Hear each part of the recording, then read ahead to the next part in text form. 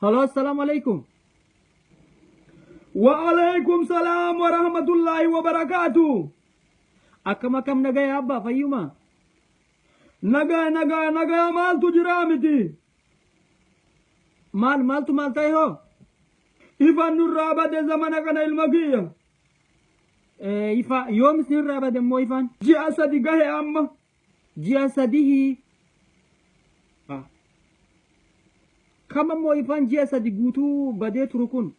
Miidiyaa neetwoorkii baanaa bar miidiyaa neetwoorkii. Okay. OMN jechuu keessanii? Ifa ennaan habadu isin kama ifu kana callaa beeytanii.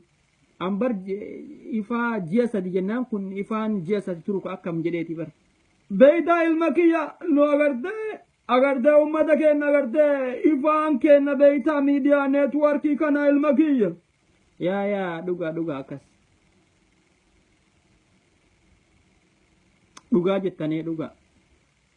Duuba mee maal taatanii ummanni keenya isin eegu jira jedhaa itti nu hima warra miidiyaa neetwoorkii kana silaa isinuma quba qaba. Homaa dhaamsa keessanitti himna hayyee. Eessa jirtaati amma? Mana soodaa jira. Mana soddaawa.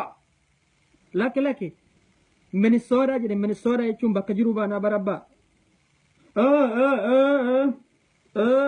Mana sooddaa tana gurraanuma dhagahaa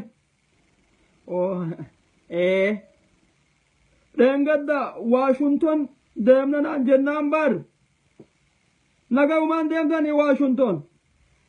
Yaa Waashington hiriiraaf deemnee turre agartee mootummaa nama nyaata ummata keenya kaan toorchar godhaa kaan hidha guuraa ajjeesaa turee fi ammas ajjeesaa fi hidhaa jiru kana irratti dhugaa bahuuf deemne achi.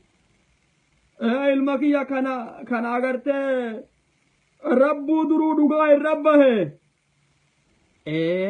Dhuga bahiinsi keessanillee gaaruma ilma kiyya jara kana agartee wanni nurraa kaasaa dhuga bahiinsa callaa miti. Dhuga bahiinsa callaa miti ilma kiyya beeytaa waan jara kana nurraa kaasa. Dhukaasa ilma kiyya laal dhukaasa nurraa kaasa jara kana dhukaasa. Akkas ilma kiyya.